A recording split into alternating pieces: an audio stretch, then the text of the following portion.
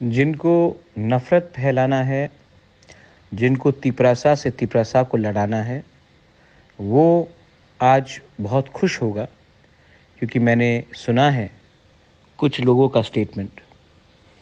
Government of India ने आपको पुरस्कार दिया है, इसका ये मतलब नहीं है कि आपको बिक जाना है अपने कम्युनिटी को भूलकर। ठीक है, किसी को पद्मश्री मिला है, किसी को पद्म विभूषण मिला है, किसी को कुछ और मिला है, लेकिन आप मत भूलिए कि आपको जन्म एक माँ ने दिया और वो माँ तिपरासा थी। आपको एक अस्तित्व हमारे जाति से मिला है।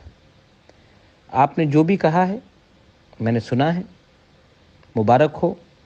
आप नफ़रत फैलाना चाहते हैं, भाई को भाई से लड़ाना चाहते हैं, परिवार को बांटना चाहते हैं। मैं 2024 में प्यार, पॉजिटिविटी और थानसा को स्प्रेड करूँगा।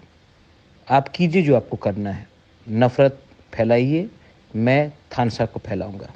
अंत में जीत उन्हीं का होगा जो प्यार से और हँस के अपने लोगों को कुछ देना चाहता है।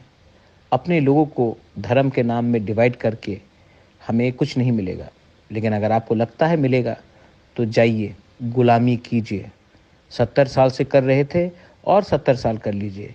गुलामी रहता है, राजा राजा ही रहता है।